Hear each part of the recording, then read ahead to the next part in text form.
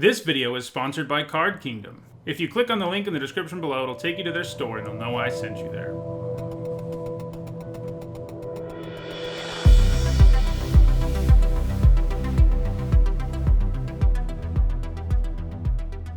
Hello everyone, I'm Nitsahone, and it is Wednesday, so that means it's time for another MTG Top 10.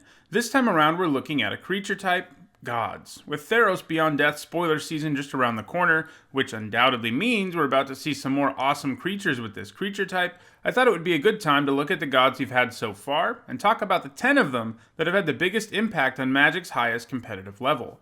Overall, there really aren't that many gods in the game, with only 28 of them, but almost 60% of them have at least one Grand Prix or Pro Tour Top 8 because, fittingly, gods tend to be incredibly powerful creatures that only appear at Mythic Rare. When I did my MTG Top 10 on the most powerful creature types in the entire game, gods came in at number 1, since there are relatively few of them, and so many of them have gone on to be highly successful. Ever since I made that video, many people have requested that I look at gods in an MTG Top 10, and that day is finally here. Before we look at the god we have at number 10, let me remind you how I score cards in these videos. Pro Tour and Mythic Championship Top 8s, as well as Legacy and Vintage Championship Top 8s are worth 2 points, and a Grand Prix Top 8 is worth 1 point. Now, let's see who we have at number 10. At number 10, it is God Eternal Calfnet. Calfnet was originally a god from Amonkhet, but was converted into an Eternal by Nicol Bolas, who brought the God Eternals to Ravnica during War of the Spark. This is the most recent cycle of gods, and God Eternal Calfnet is actually the only God Eternal to make the list. God Eternal Calfnet boasts an impressive 4-mana, 4/5 flying body that can quickly end games, and Calfnet doesn't really stay dead either. Like all the God Eternals, it goes into your library 3 from the top when it dies most of the time. All the gods printed so far have some sort of ability that makes them way harder to deal with than normal creatures, which makes sense flavor-wise, and this is the way War of the Spark gods do that. Anyway, it has a powerful ability that grants card advantage too, allowing players to make copies of instants and sorceries they draw and cast them at a discount. This whole package is pretty powerful. So far, Calfnet has 4 points, and they all came in standard. A Pro Tour Top 8 came in a blue-red Phoenix deck, and 2 Grand Prix Top 8s came in blue-red aggro decks. Calfnet is still in standard, and the only card on this list where that's true, and it'll be there for a while longer, so it may add to its score going forward. Of course, the other God Eternals could too, not to mention the new gods we will inevitably be getting in Theros Beyond Death. Because of all those factors, it's difficult to predict whether or not God Eternal Calfnet will still be on this list a year from now, but it will be interesting to see what happens. At number 9, it is Xena Ghost, God of Revels. Like all Theros gods, Xena Ghost is an enchantment creature that requires a certain amount of devotion, or it doesn't enter the fray as a creature at all. Also, like the other Theros gods, he's indestructible, and has an ability that does something, whether he's a creature or not. In the case of Xena Ghost, he doubles the power and toughness of one of your creatures. Because he does this at the beginning of combat, this means that Xena Ghost, in most cases, has an immediate impact on the board, regardless of whether your devotion is high enough. Xena Ghost is obviously geared more towards aggro decks, as a top curve threat that adds a ton of damage to the board immediately, and all 5 of its points in standard came in red-green aggro decks. Xena Ghost could be in trouble going forward, as he seems too slow for non-rotating formats, even Pioneer. At number 8, it is Rika, God of Affliction, another Theros god. In addition to the usual devotion requirements, indestructibility, and hyper-efficient stats, Rika also has a powerful activated ability. She allows you to exile cards from graveyards and create 1/1 Death Touch tokens. This is strong because any token she makes can trade for anything of your opponent's, which will result in you gaining some pretty insane card advantage. In addition to that, she also hates on the graveyard, and that was pretty relevant in a standard that involved lots of whips of Erebos. Funnily enough, she also worked pretty well in the whip of Erebos decks because they tended to mill a bunch of cards, giving Rika fuel to turn into snakes. In addition to seeing play in those decks, she also earned some points in Golgari Constellation and Devotion decks. At number 7, it is Perforce, our 3rd consecutive Theros god. He's actually tied with Rika in terms of points, but because he has more Pro Tour Top 8s, I gave him the edge. Perforce has an ability that burns your opponent every time you have a creature into the battlefield, and an activated ability that helps you pump your board. In other words, he pays you off considerably for going wide. He was played in various aggressive devotion decks in Standard, where he could be particularly punishing alongside cards that make tokens, like his hammer.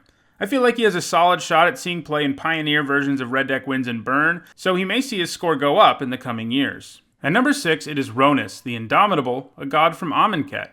Like the Theros gods, the Amonkhet gods ask you to fulfill some requirement for them to get involved in combat, although none of them have anything to do with devotion. Each of them have a color-appropriate requirement that has to be met, and all of them help you meet that requirement with an ability. Ronis demands you have a creature in play with 4 or more power, or he's going to sit on the bench, but the good news is he also comes with an activated ability that can increase creatures' power, and that's how he helps you meet his requirement. The Amonkhet gods are also indestructible like their Theros counterparts. Ronis is another god that is very much geared towards more aggressive decks, since everything about him asks you to have some sort of board presence in addition to him.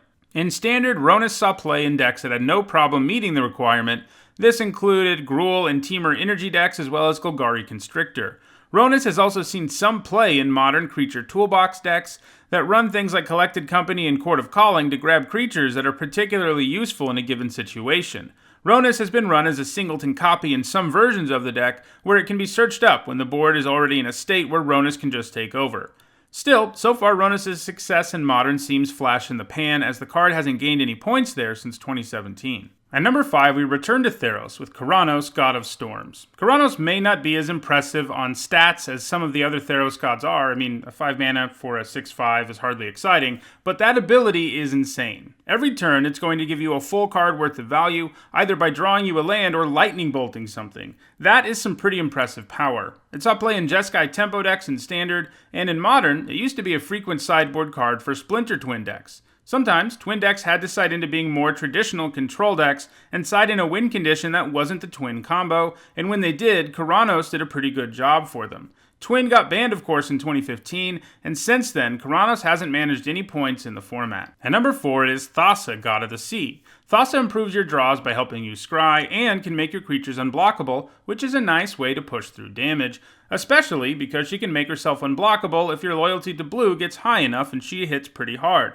Thassa was a key card in Standard Devotion to Blue decks, which were well positioned to make Thassa into a creature very early on in the game. Devotion to Blue was one of the best decks in all of Theros Standard, so she found considerable success in just that one deck. Thassa hasn't seen any play since rotating out of Standard, but maybe she'll find some success in Pioneer.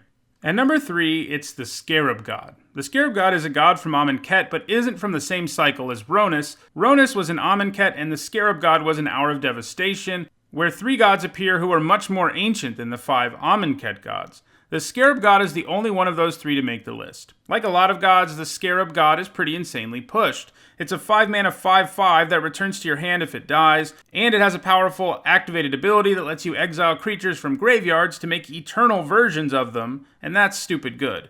But on top of that, the Scarab God helps you scry and makes your opponent lose life the more zombies you have in play. That's a lot of crazy powerful text packed onto one card. The Scarab God was one of the more dominant cards around when it was in Standard, where it was a very powerful win condition for control decks. They could kill and counter creatures all game long until they played Scarab God and started turning those same creatures into 4/4 zombies and then running away with the game. It also has 1 point in a modern Grixis control deck, and I don't think it's impossible that it finds more points there going forward. However, it could really start to amass points in Pioneer going forward, as I find it hard to imagine that the Scarab God won't find a home there. I think it will be moving up this list as we move forward.